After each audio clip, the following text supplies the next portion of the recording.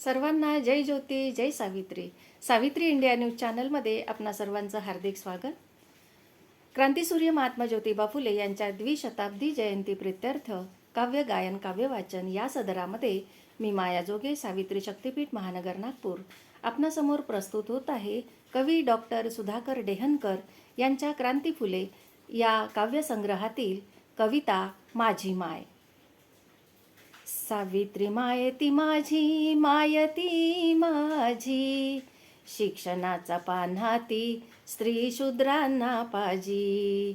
होतो आम्ही भुकेले कित्येक शतकापासून, शिक्षणाची दारे बंद केली होती त्या म्हणून. वाळीत टाकलं होतं आम्हा उच्चवर्णीयानं, राहत होतो आम्ही दगड धोंड्यावानी. शिक्षणाचा पान्हाती स्त्री शूद्रांना पाजी. खेटरा परिस खोटी होती आमची स्थिती, आम्हाला परिभार वाहून जड झाली होती मती.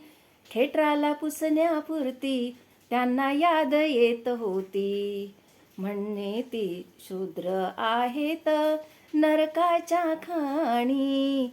शिक्षणाचा पान्हाती स्त्री शूद्रांना पाजी. बाळणपणात स्त्रीने भोगले नसेल जितके कष्ट, शिक्षण देण्याकरिता तू वा भोगले माय जास्त.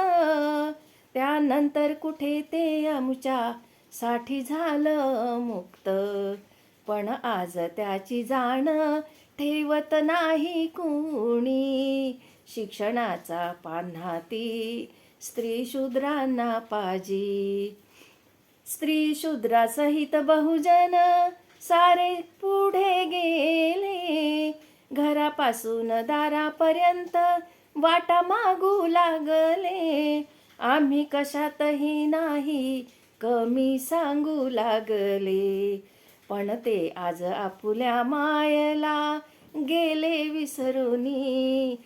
शिक्षणाचा पान्हाती स्त्री शूद्रांना पाजी. सावित्री मायती माझी मायती माझी, शिक्षणाचा पान्हाती स्त्री शूद्रांना पाजी. मनुवाद्यांनी वाळीत टाकल्यामुळे शिक्षणापासून वंचित, संवेदनारहित जगणं, पायातील वाहनापरी हमालापरी फक्त शूद्र कामे करण्याकरिता जगणं आणि नरक यातना भोगणं. बाळंतिणीला सुद्धा तिच्या बाळणपणामध्ये जितक्या वेदना झाल्या नसेल तेवढ्या शिक्षणासाठी माझ्या माय माऊलीने सहन केल्या. आणि मग आम्ही शिकलो, पुढे गेलो, हक्क मागू लागलो, हक्क मिळाले, वाटा मिळाल्या, पण आम्ही मात्र त्या माय माऊलीला विसरलो. हे होता कामा नये, यासाठीच हे जागरण. नमस्कार.